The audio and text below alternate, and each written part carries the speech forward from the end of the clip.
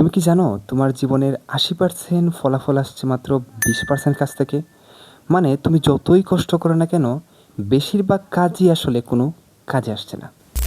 আজকে আমি তোমাকে এমন একটা নিয়ম বলবো, যেটা জানলে তুমি অল্প সময়ে কাজ করে বেশি ফলাফল পাবা। এটাকে বলা হয় 80-20 রুল। 1897 সালের কথা। ইটালিয়ান অর্থনীতিবিদ ভেলিফ্রাডো পারেতো একটা অদ্ভুত জিনিস লক্ষ্য করলেন। তিনি দেখলেন ইটালির 80% জমি মাত্র 20% মানুষের হাতে। এবং তিনি বাগানে গেলেন এবং সেখানেও একটা অদ্ভুত জিনিস লক্ষ্য করলেন। তিনি দেখলেন 80% মটরশুঁটি আসছে মাত্র 20% গাছ থেকে। এটা কি কাকতালীয় কোনো ঘটনা? না, এটাকেই বলা হয় পারেতো প্রিন্সিপাল, যেটাকে আজকে আমরা খুব পপুলার একটা নামে জানি। সেটাকে বলা হয় 80-20 রুল। চলো আমরা সেই রুল বিস্তারিত আলোচনা করি। এই রুলটা বলে তোমার যে কোনো একটা কাজের 80% ফলাফল মাত্র 20% কাজের জন্য হয়ে থাকে। অর্থাৎ তুমি যে কোনো একটা কাজ করতেছো, সেই কাজের 80% ফলাফল নির্ভর করবে ওই যে কাজটা করতেছো সেই কাজের পার্টিকুলার 20% কাজের উপর। ঠিক আছে?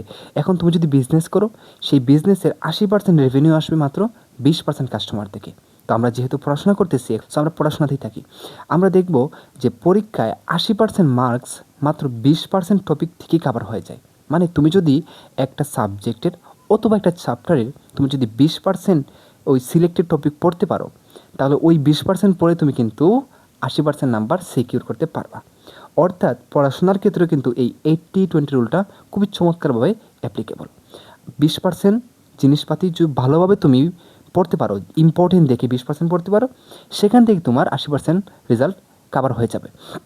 এবং বাকি যে 80% কাজ, ওই 80% কাজ তুমি যদি করো, তাহলে তুমি বাকি 20% রেজাল্ট পাবা। অর্থাৎ এখান থেকে আমরা বুঝতে পারলাম একটা চ্যাপ্টার বা একটা সাবজেক্টের 80% জিনিসই লেস ইম্পর্টেন্ট, 20% জিনিস হচ্ছে মোস্ট ইম্পর্টেন্ট। ওই 20% দিয়েই তোমার 80% রেজাল্ট জাস্টিফাই হবে। এখন প্রশ্ন হলো, এই রুলটা আমরা আমাদের জীবনে কিভাবে কাজে লাগাবো? নাম্বার 1, একটা লিস্ট বানাও। তোমার সব কাজ, সব অভ্যাস, সব মানুষের একটা লিস্ট বানাও।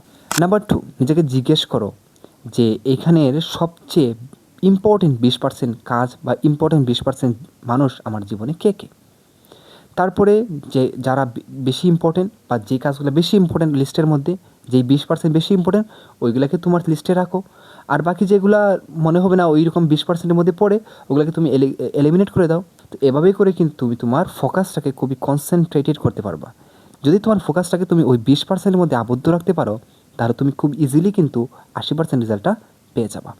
বাট তুমি যদি 100% রেজাল্ট পেতে যদি যাও, তাহলে তোমার রেজাল্ট অনেক সময় হবে কি, তোমার মনোযোগটা ওই 80% লেস ইম্পর্টেন্ট যে কাজ আছে না, ওই দিকে চলে যাবে।